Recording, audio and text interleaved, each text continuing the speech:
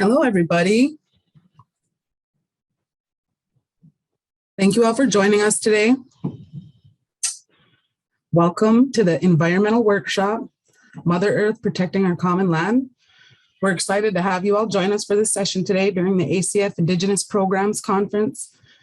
Before we begin, we'll share some instructions on how you can interact during this section. Mia, I'll hand it over to you. Thank you, Maria. Hello and welcome, everyone. My name is Mia Beverly, and I will be the ACF room monitor for this workshop. I am sharing quick housekeeping items before I turn it over to our presenters today. First, if you have any questions during the presentation, please submit them in the chat box. I will monitor and record these for the Q&A session. If you have questions during the Q&A session, please raise your Zoom hand located at the bottom of your screen or submit your questions in the chat box. We will try to get to as many questions as possible. Please note that I have provided a survey link for this workshop session in the chat box here. And finally, as a quick reminder, all workshop sessions are being recorded for on-demand viewing via the 2022 ACF IPC website until April 25th, 2022. Please visit the live agenda page if you would like to view these recordings after the conference. Thank you. And I'll turn it back to Maria. Thank you, Mia. All righty, let's get started with this workshop. So this is the only environmental workshop that we've had in the Indigenous Programs Conference. So I'm really happy we were able to pull this together. First and foremost, thank you all for being able to present in such a short time frame. The Administration for Native Americans Environmental Regulatory Enhancement Program provides funding for the costs of planning, developing, and implementing programs designed to improve the ability of tribal governing bodies to regulate environmental quality pursuant to federal and tribal environmental laws. It enhances tribal government capacity to provide effective stewardship over lands, water, and air that encompasses tribal communities. Native American communities are susceptible to complex means of environmental regulation depending on jurisdiction.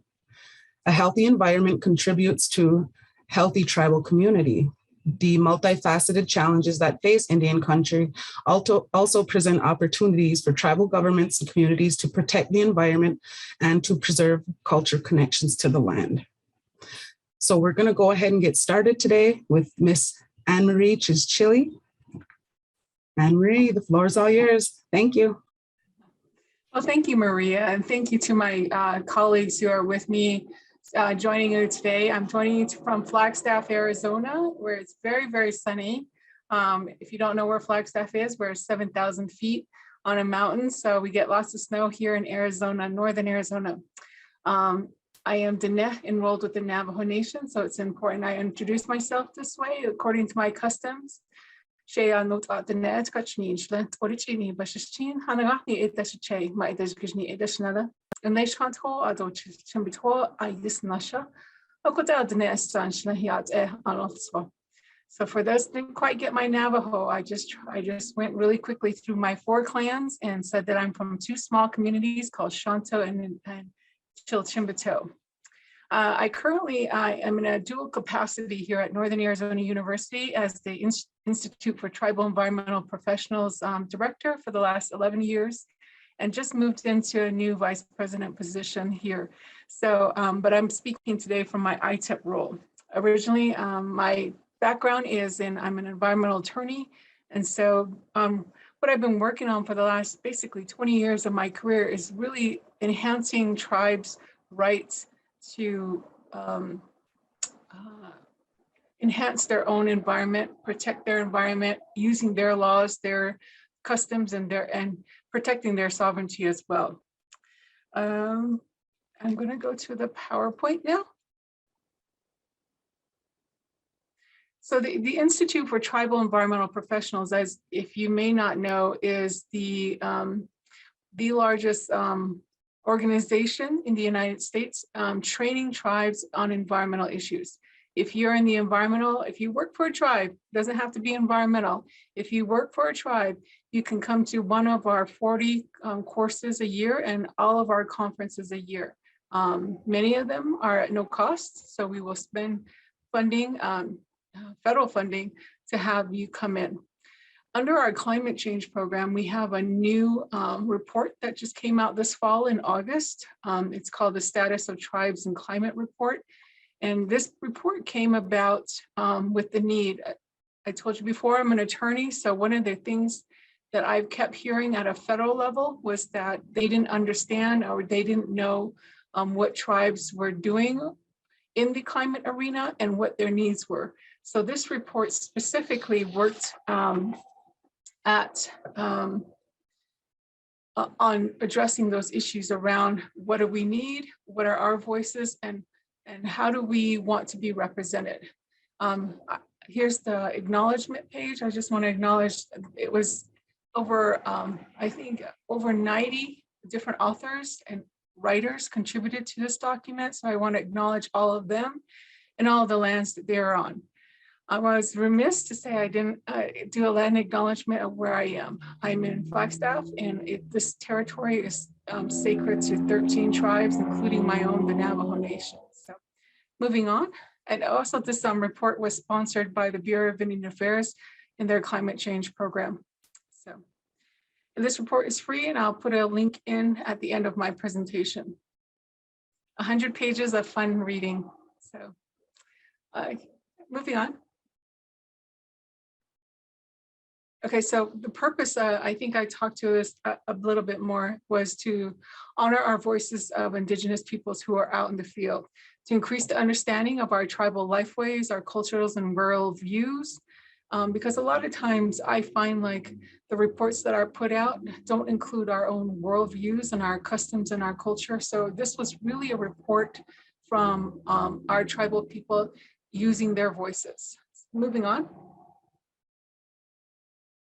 So the reason why the review process is important, because this is a document that can be cited, and it will be cited in the next National Climate Assessment. If you don't know, National Climate Assessment is the official report that goes to Congress, and then they base funding off of this report in all the different categories around climate change. So the NCA, as the short abbreviation, NCA, we're now in the 5th iteration.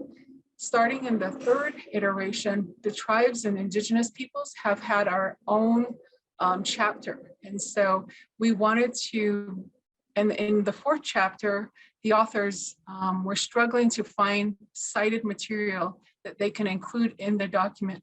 And so this document, really, we went out to all the communities, and we really sought information that would fill the gaps for what's coming up next, which is the National Climate Assessment 5, which is underway right now.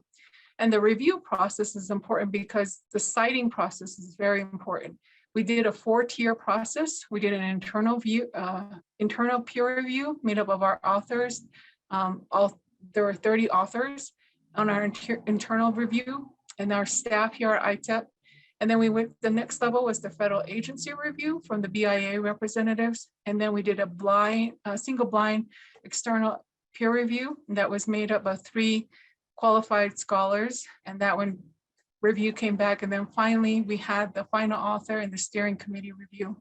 So it was a very intense process to get this document out. It took about a good, 2 years total, but so it's finally out. It's a long process. I'm very thankful for the authors. And if you're an author on this team, on today's session, please let us know. I really want to recognize you. Thank you. Next.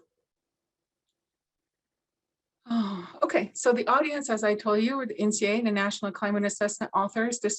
I'm one of the authors for the Southwest team, and all the state agencies, NGOs, and but most importantly for communities. I think it's always important that communities see their own voices, see their own works in paper or in movies, just because it's about representation. We had a steering committee, over 90 authors. I already went through all this. Go ahead, next. So the outreach has been incredible. I talked about being included in the 5th National Climate Assessment. We have a working group that will be on the intergovernmental panel on climate change. I haven't said that in a long time. I usually just see IPCC. So, and then we had lots of presentations. I mean, this is just one of them, but we've also been in front of the Senate, the US Senate, reporting on this issue. I think it's always and the media is extraordinary. We've been working really hard. So the outreach has been incredible. Next. So what the report actually includes is an executive summary. We distill key messages from 2 themes. One is we emphasize the importance of sovereignty. The second one is we provide an overview of the history of the relationship between tribes and the federal government. And this diagram really, I love the way it was put together because it looks at all the different mechanisms that we used in a circular format. And I think the circular format is really important. Next, I'm running out of time, so I'm going to see my timer. I'm going to start going fast now. Section 2, we look at the way we developed the report was that we look at impacts and solutions by topic. So if you just take chapter 4, for example, we looked at ecosystems and biodiversity, air, water, drinking water, infrastructure. And we really asked tribes to distill what was important to them and what was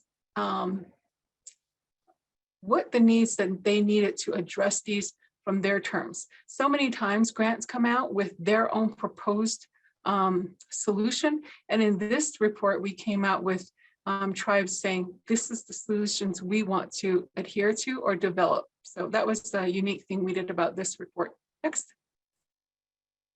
Chapter 4, again, the ecosystems and biodiversity. So this is what we broke them down. So they're really easy to garner. We have a lot of pictures in there. The key message for this one was Indigenous actions to address climate change are vast. So we have plenty of them, but there are some specifics to include cultural burning, protection of keystone species, and observation and evaluation of invasive species before deciding how to respond. So those are so for this one section, really looking at the way tribes want to address climate change is important because so many times people want to say, again, they want to come in with a solution for them. They want to change so many things, but a lot of folks just want to protect what's already there. Protect and not change too many things. And so this is what the key message for this, I think this whole report is, but as a key message for chapter 4. Moving on.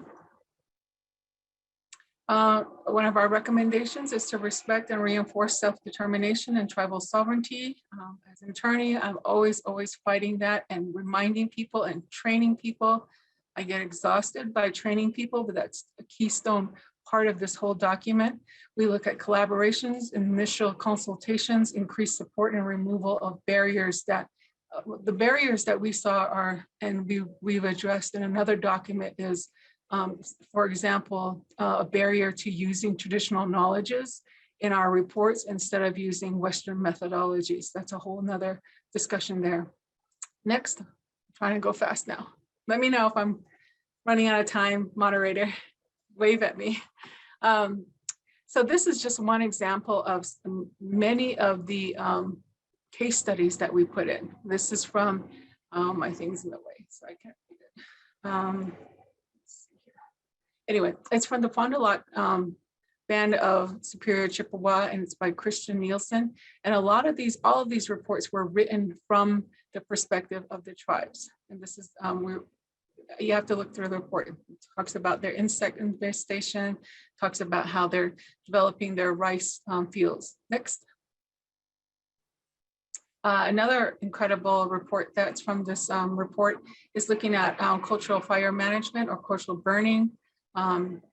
Huge issue that has really catapulted Indigenous peoples to the front of the line and how we deal with forest fires and fire management. Next. Another incredible case study, the look at invasive species and how it's really changing the way our Indigenous peoples are using our natural resources, especially some of this basket maker, and how invasive species are encroaching on all the natural plants that she would use for making baskets. Next. I do want to invite you. We have the National Tribal Indigenous Climate Conference coming up here in August. We're looking for proposals. So if you're interested in developing a proposal, last 2 years ago, we opened it up and we went from 500 to over 2,500. So we have international speakers coming in from all across the world, really looking at the way people are developing or looking at climate change from their perspective. It's free, so please let us know and please come to our website. Next. And then just to let you know, we're moving into the international reign at ITEP, and we're really looking at how we can develop not only this stack report, but other reports for Indigenous peoples throughout the world, and how I'm learning a lot from a lot of folks from different parts of the world. So next. And I know I just put in some questions that we can think about if we have time for question and answers, but these are some of the questions we ask our audiences when we're presenting this, just what would be more accessible, inclusive, how in your work, how do you include underrepresented communities when you're working with them? And what are their solutions? I'm always about solutions and barriers that come up from our Indigenous people's perspective.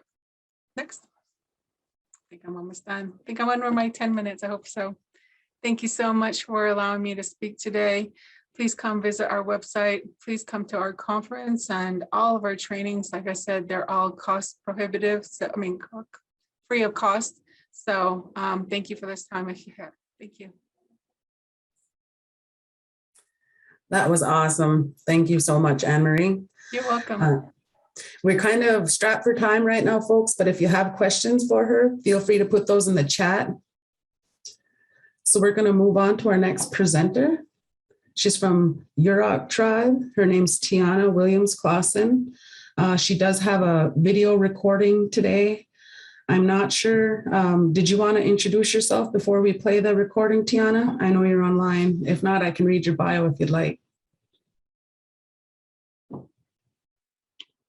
Can you hear me?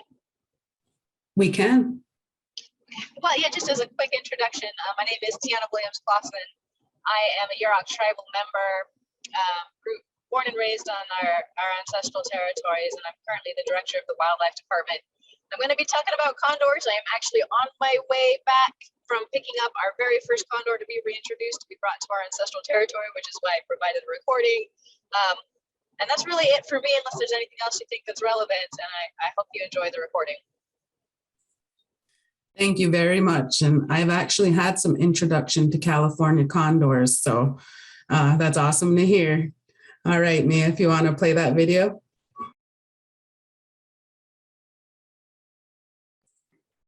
Yeah, it's just sharing it right now. Let's see. Wait. Okay. Do you all see that? Yes. I'm very happy to be here today to talk about the Northern California Condor.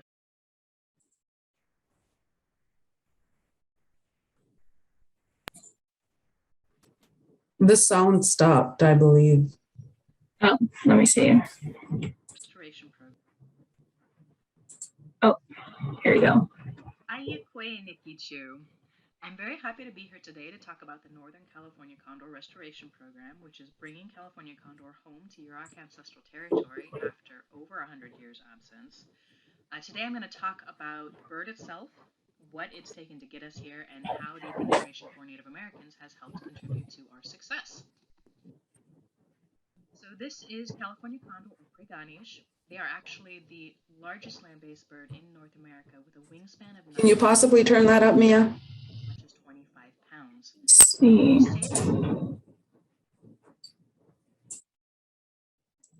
Wingspan is unknown because they...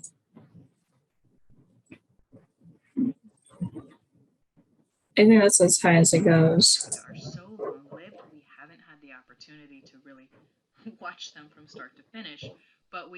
estimate about 60 to 70 years is their natural lifespan. Despite this natural longevity, their populations have unfortunately been under a lot of stress, particularly over the last couple of centuries. Because while historically their range went all the way up into what's now British Columbia, down into Baja California, and across the United States, by the 1850s their range had been pushed westward to just this kind of grayish-brown blob that you see here. And by the 1950s their range had been shrunk to this red wishbone that you see in central and southern California. It got so bad that by 1982 there was only 22 individuals left in the entire world. So this drove the then controversial decision to bring all remaining birds into captivity in hopes of basically saving the species from absolute extinction. The goal of which was to start a captive rearing program, which in fact was very successful, with new birds being hatched within just a few years.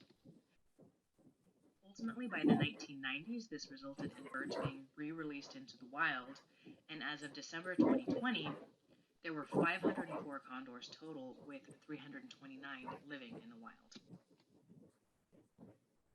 So the Yurok tribe proposes to be the next step in this reintroduction, and I use the word propose, and I'll put air quotes around it because this is happening within the next few weeks after 14 years of work. Ultimately, our goal is to reclaim Condor's traditional territory. You can see this little inset map in the top right. The little yellow blobs are where there are existing release facilities in California.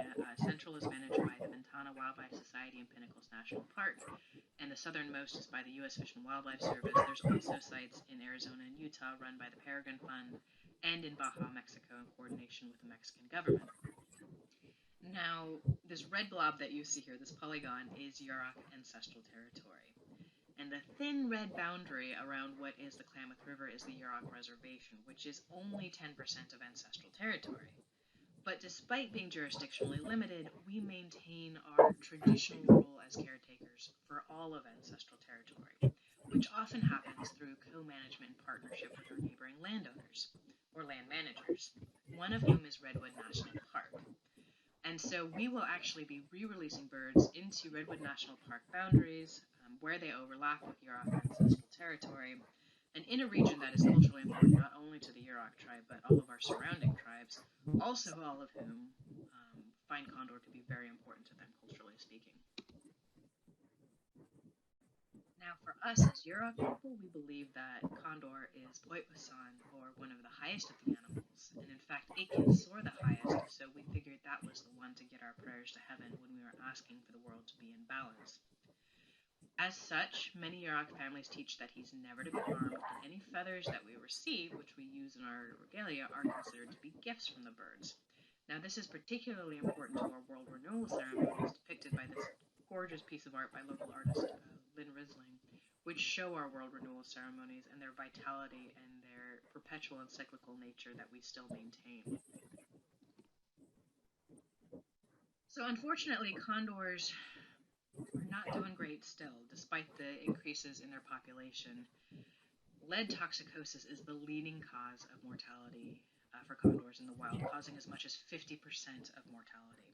And so the way that lead is getting into the system is through the use of lead ammunition. As a soft metal, it fragments heavily upon impact into hundreds of pieces, which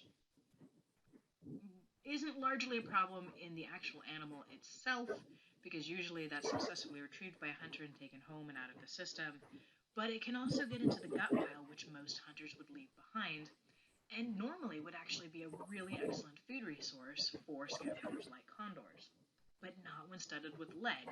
Lead is almost assuredly more mortality factor if and when a bird were to ingest it. So we had the question of, is lead a problem in Northern California?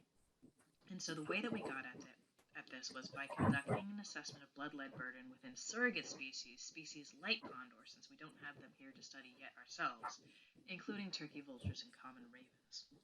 Just looking at the turkey vulture study, that's us on the left there in the red bar, 1 in 4, 24% of our birds were found to have an elevated blood lead level at a level that would be a problem for a condor. 1 in 4 birds is not great. Now that said, there's the somewhat good news that compared to any place else where turkey vultures are being studied, including within the current Condor range, our levels are lower. But 1 in 4 is too high, and so we knew that we had a problem. So this is where I'm going to start jumping into where the Administration for Native Americans is actually contributing to condor conservation, one of which is through outreach and education, but also through regulation we've developed and through infrastructure and personnel development.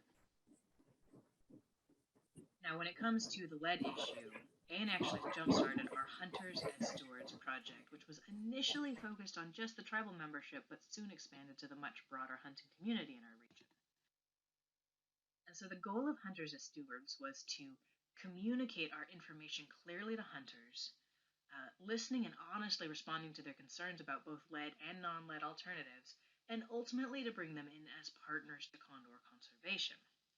Now, part of our ANA work was to do a survey before and after of our events that we held to see how effective were we being.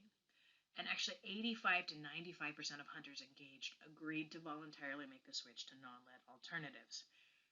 That's awesome. It's not to say that 85 to 95% of hunters in our region have made the switch, because we found that it really needs to be an ongoing one-on-one conversation with individuals. But it's very encouraging for the overall hope for condors. Now, ANA has also contributed to several ordinances which support condors, including our injured wildlife and domestic animal euthanasia regulation, basically our public safety. If they have to put down an animal, we'll put it down with non-lead so that a carcass can be left in the wild and be good food for a condor. It's developed our big game hunt reporting form, which was something that was actually done early on and allowed tribal members to report either through the internet or by phone or by mail if they had harvested an animal with lead, so we knew either go collect what's remains or know that there might be a potential problem out there. It helps support development of our wildlife harvest ordinance and the related education campaign. And so that's much bigger than condors, but it is basically based on a year's worth of community meetings and working with our elders to develop kind of an understanding of our traditional relationship with wildlife and transforming that into a modern regulation that really describes and protects that relationship and our wildlife community members. And it includes specific lines for protection of California condor.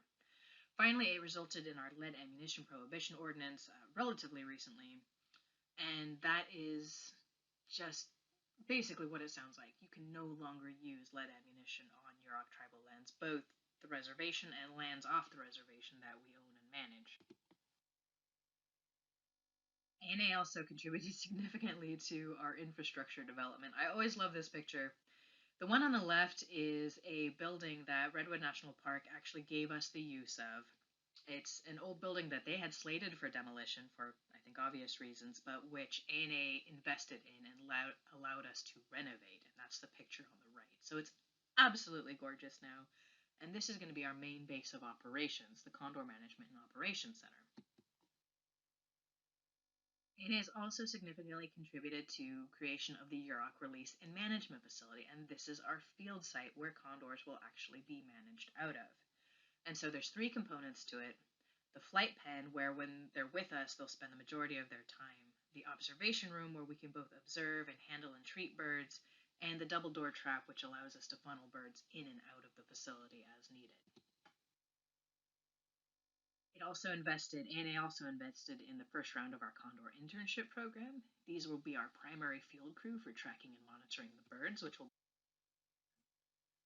be done daily, and also funded the purchase of our first satellite and radio transmitters for land and habitat use analyses and monitoring in the field. All birds will have these. All right, we're at a very exciting time. They are slated to be brought within, honestly, probably less than a week to Yurok Ancestral Territory. They're currently housed at the Ventana Wildlife Society in Central California until they can be delivered. We have 4 birds who will be joining us this year. And that's where we're at. We're looking at releases within the next month. Waklau, and if you have any more questions, I'll be here at the end. And here's some websites where you can find some more information. Thank you.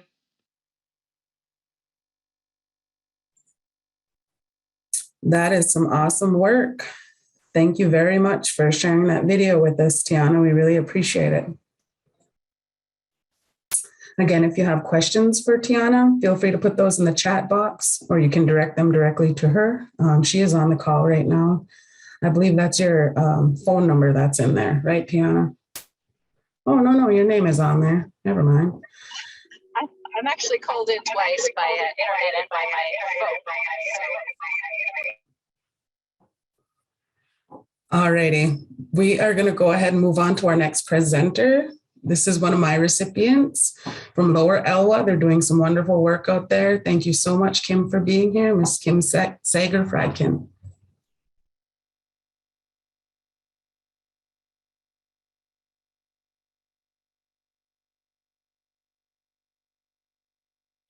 All right, can you hear me? Yes. Great.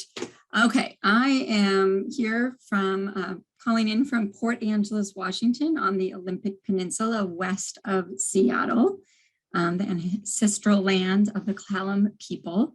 And I'm going to be very briefly, in fact, I'm setting myself an alarm because I know we're behind, talking about our ANA grant, implementing 7th generation research and monitoring goals for culturally important wildlife on the North Olympic Peninsula.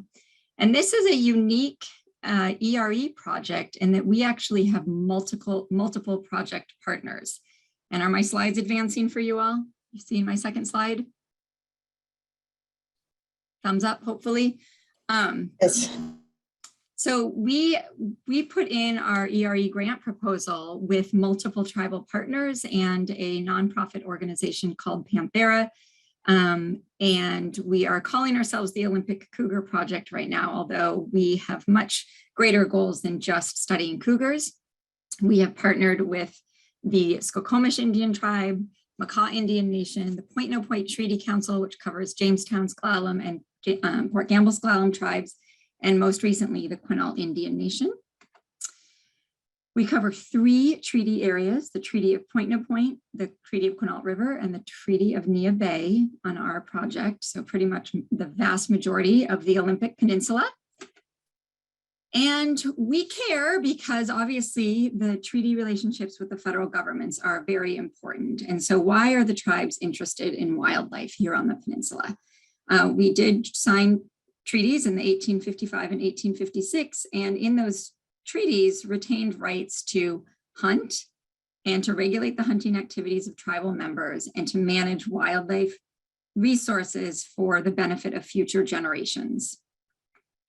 We have realized that all of our tribes on the Olympic Peninsula, while there are great differences, there are also there are commonalities.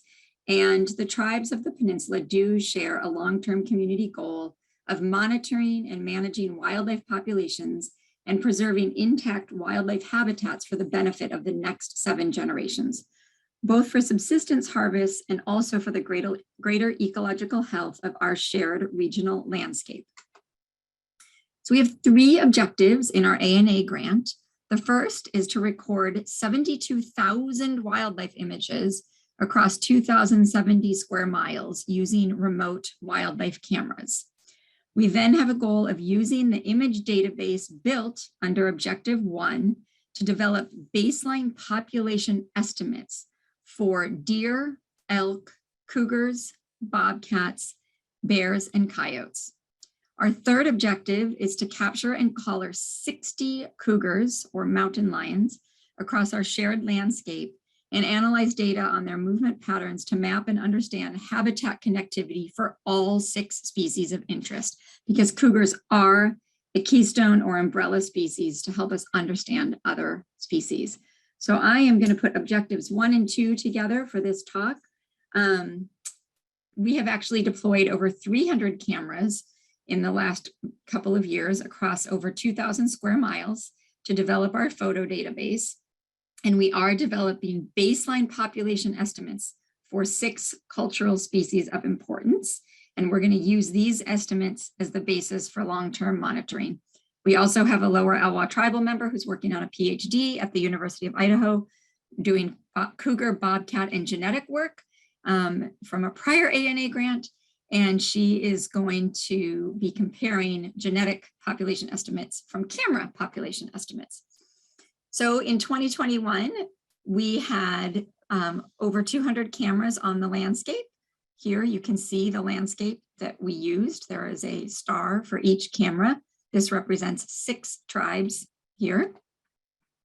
And these cameras were very successful at targeting our animals of interest.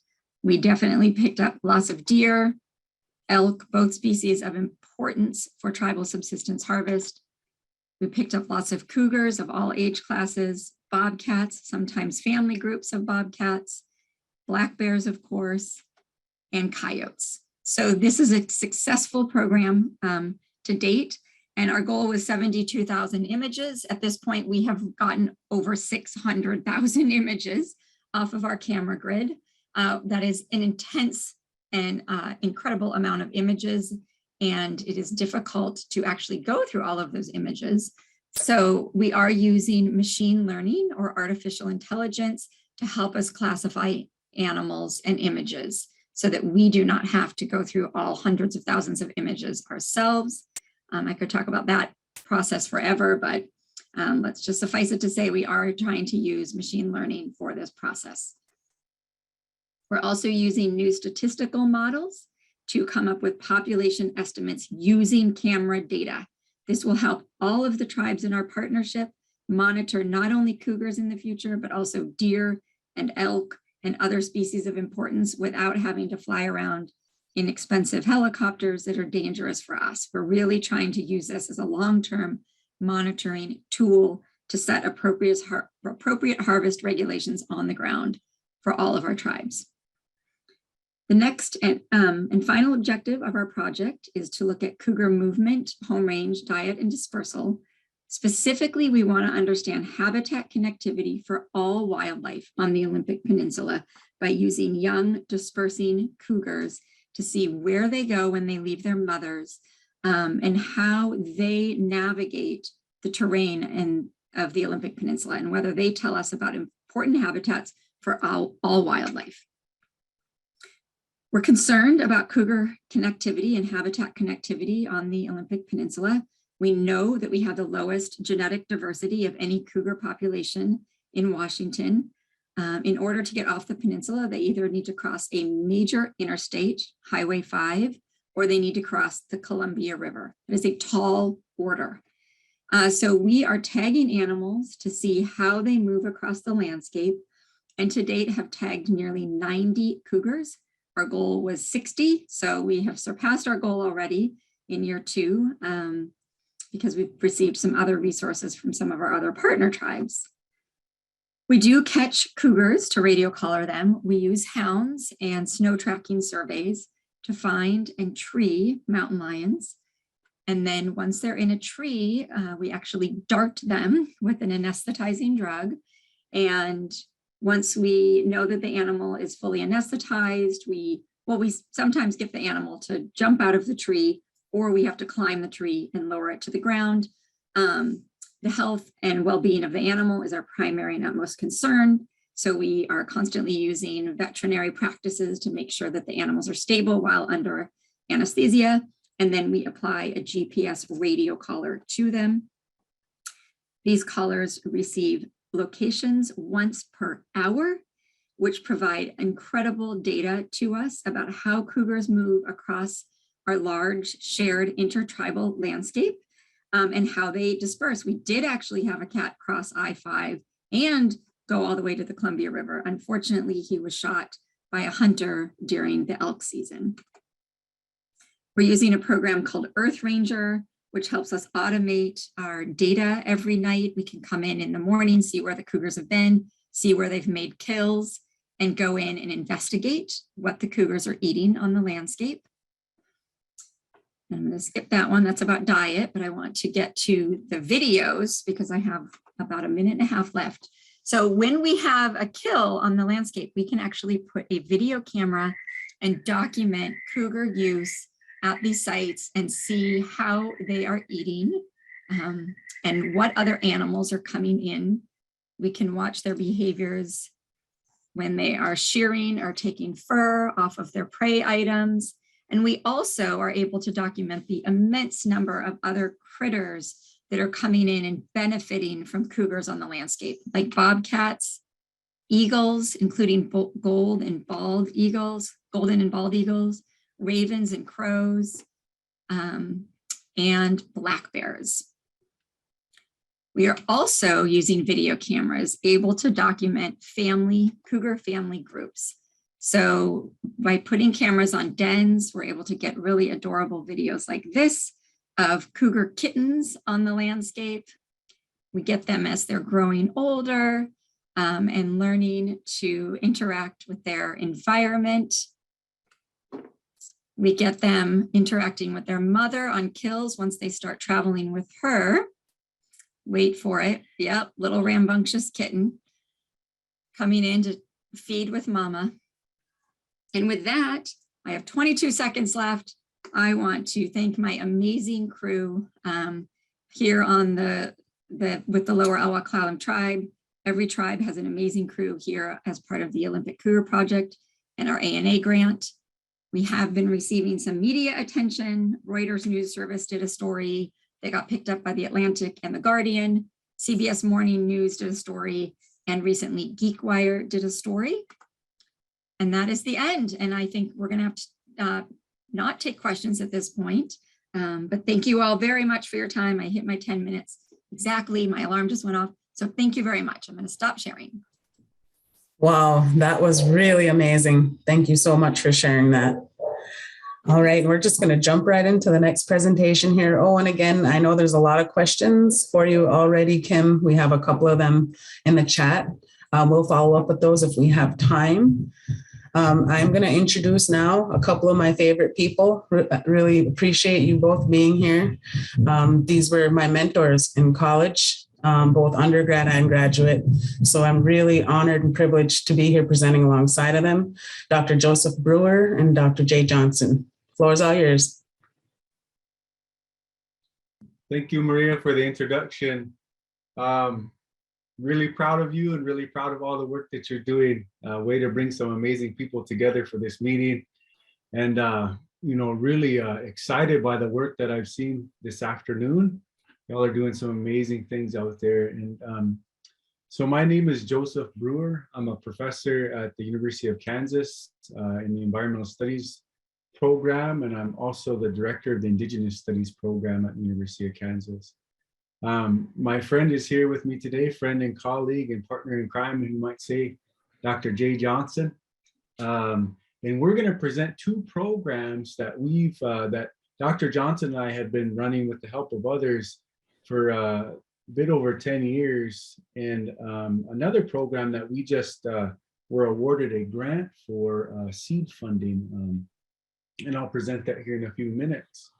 But one of the things that we're doing today is trying to kind of make good on some commitments that our students continuously present to us and express upon their entrance into undergraduate internships as well as graduate school, which is that our students often express that they're very interested in helping tribes, working for tribal nations. And so with that being said, what Dr. Johnson and I have tried to do now is set up a pathway program, and others, many others, not just Dr. Johnson and I, is set up a pathway program for interns to go from undergrad to graduate school. And now here today, trying to introduce them to opportunities, career opportunities, working with tribal nations. And so that's why we're here today. But with that being said, I'm going to hand it over to Dr. Johnson. I know we don't have a whole lot of time, so I'm trying to scurry through some of this. Thank you, Joe. And thank you, Maria, for inviting us. It's very exciting to see all the things that you're involved in from DC. So I'm going to talk a little bit about the Haskell Environmental Studies Research Internship Program. I've been co-directing the program now since 2012, I think it was. So yeah, just about a decade, although the program began back in 2009, but I'll get more into the program. I wanted to show this slide and a little bit of information because I think this is something that all of us really need to keep in the back of my mind. Every day when I wake up and I start my work, you know, the University of Kansas employs me to be a professor of geography and Indigenous studies, but in the back of my mind constantly is this information. When we look at the past decade and even the more up to date, because I think the data is out through 2018, maybe even 2019, and the information hasn't changed. It's a great thing that Black and Latino populations are getting more and more graduate degrees, especially in STEM fields. But when we look at the American Indian Alaska Native numbers, we're actually in decline. The last year there's information, there were only 76 PhDs awarded in STEM fields to American Indian Alaska Native students. So this is something where we see that the national programming and foundations have done a great job for the Black and Latino populations in the United States. But American Indian Alaska Natives, we need to really pick it up, what we're doing. There we go. Sorry. Yes, I have the numbers there for you for the increases. So our HERS program is a collaboration between the University of Kansas and Haskell Indian Nations University. It is aimed at preparing Native students, Native undergraduate students for graduate study, and particularly in STEM fields.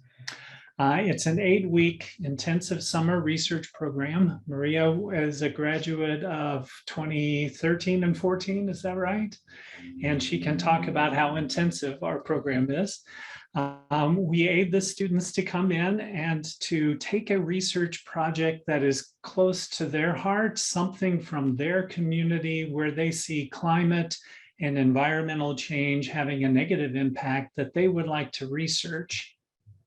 So unlike a research experience where students are thrown into a lab and they learn from the professor about what the professor's working on, this is one where we actually bring the students in and ask them, if you were going to do science, what would you want to do research on? So we teach them about research, the research process. How do you design a research project? How do you go about finding material on that topic? How do you create a literature review? How do you put together a proposal, a research proposal, and a poster? And then we also cover a great deal about research, professional development, and technical training as well. We also provide year-round support, helping the interns with graduate school applications, examinations, and mentoring, how to find other internship programs that might help them build their skills. And we offer support for them to attend recruitment conferences such as SOCNUS and ACES. We really are hoping to aid the students in thinking about how they can use their Indigenous scientific knowledge alongside Western science to sustain resilient landscapes and tribal communities. So first and foremost, we want them to understand the impact of climate and environmental change in diverse ecosystems, particularly in Indigenous communities, and then to develop strategies for sustainable responses to the environmental change, ones that combine Indigenous and Western scientific and technological approaches. Since 2009, the HERS program has had over 110 students successfully complete the program. This number is always going up. I just realized I should have updated this slide. We have 49 now who are pursuing or already completed graduate degrees. We have 5 students who've completed PhD degrees and are teaching in either tribal colleges or research universities. And 19 graduate students at the University of Kansas have received research assistantships, and many of them have worked on the HERS summer program. I just show you this slide quickly. Our team is made up of a combination of Haskell and KU. It's not one of those collaborations where, you know, you say it's a collaboration, but it's not really a collaboration. We actually, at all levels, our library staff, our instructors, and our directors are all a true collaboration between the two universities. We also work a great deal with the Prairie long-term ecological research station to give the students some example of what kind of research happens in the tallgrass prairies here. But increasingly, we really are building collaborations so that we can take our students out and see what different tribes in our area and beyond, as we're working with the Oneida Nation of Wisconsin, but looking at how tribes are using their research skills and programs to aid the environment in their territories. And lots of field work. Water quality assessments, learning about soils, whatever, and field mapping and GIS skills primarily, but really trying to get the students out in the field to understand what it is that they're learning and how they can apply that for the benefit of their tribes. And with that, I will turn it over to Dr. Brewer. Thank you. So I'm going to continue this conversation by speaking about the Sloan Indigenous Graduate Partnership. So this is a graduate program specifically that's funded by the Alfred P. Sloan Foundation. Next slide, please. And the mission is to increase the numbers of Indigenous graduate students obtaining degrees in STEM fields. As you've seen those numbers that Dr. Johnson presented earlier, we're trying to boost and bolster those numbers in any way that we can. And so we want to develop and maintain a critical mass, of course, of Indigenous students at university. And what does that mean? So this is a national network of universities. There's 9 member universities under the Sloan Indigenous Graduate Partnership. And when I say network, it's not just the network at the university, it's the network nationwide. So Indigenous students having a network with other Indigenous students across the nation, being able to identify mentors and faculty mentors, as well as administrators in the pursuit of their graduate degrees. Also create supportive and knowledgeable communities focused on Indigenous students. So this is made up of faculty, staff, and students on college campuses. And when we say knowledgeable, we really try to provide mentorship, not just for students, but also for faculty members, so that they can more effectively and efficiently mentor Native students and are aware of some of the issues that Indigenous students face while they're going through graduate school. And of course, provide first class, scientific education and training. Next slide, please. And so this program is nearly 2 decades old, with University of Arizona being the oldest program, and I'm an alum of that particular program there. So we've been going for quite some time, and I'm happy to report that University of Kansas, as I indicated earlier, has been recently awarded a seed grant to pilot a SIGP, or Sloan Indigenous Graduate Partnership, at our university. Next slide, please. So here's the national network as it exists right now, but of course it is growing. It's about a half and half split in regards to Native and non-Native personnel working with Indigenous students on campuses. And it's not just faculty working with students, it's also top executive level administrators. So Sloan really requires a commitment by the university to bring to bear executive level kind of resources for these programs. So having deans of graduate colleges and things of that nature is common for them to be involved in the programming for a lot of these programs around campuses. Next slide, please. So since 2003, here's the number. Since 2003, 416 students have been recruited. 86% of those students have graduated or are still enrolled. So the retention rate, 76% from 2003 to 2014 was 76%, which is pretty good, right? But right now we're rocking and rolling at 90%. So from 2014 to 2020, we're at 90% retention rate. We have 250 alumni, for which I'm a part of that group. And any typical semester, we have about 100 students enrolled each year across the nation. And so these are significant numbers at the graduate level.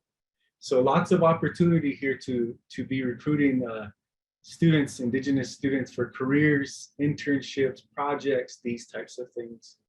Next slide, please.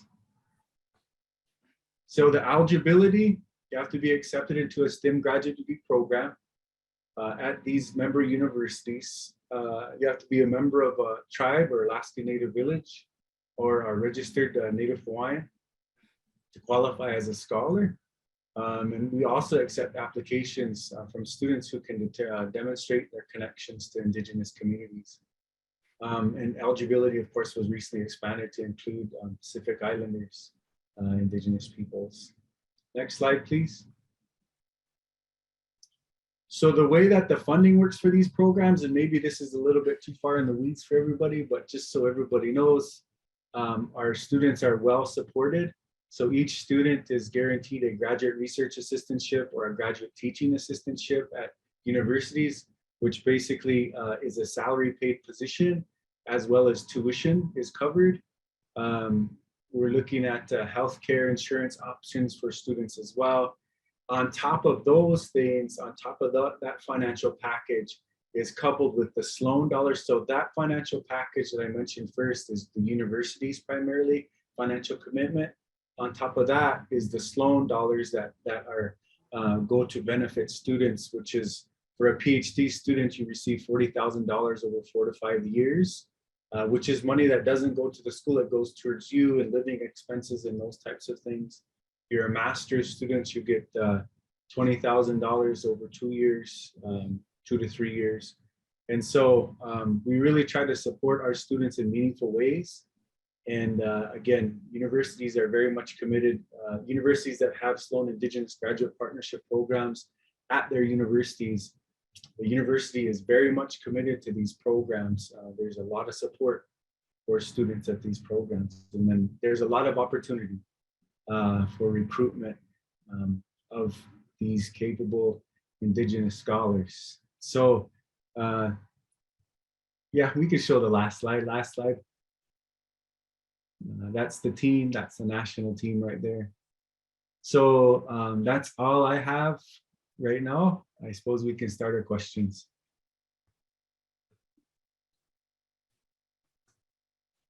Awesome. Thank you both very much. So just bug in the ear there, anybody on here for our recipients, this is your opportunity for recruiting. So feel free to answer any questions that you may have, right, or ask any questions you may have right now, or feel free to direct them in the chat and we can get them over to the appropriate person. We are pretty close. Well, our time's up now, 6:30. We were supposed to be finished Eastern time. But again, if you have questions, please feel free to put those in the chat. And just a reminder, we do have a closing plenary session after this. It starts at 6:45. Just in case you got some time to attend that, we'd appreciate that. There's also a survey here if you want to take that survey for this presentation. And Doc D, Doc J, if anybody wants your information, is that okay to share that? Awesome. Thank you both very much. Anybody have any questions?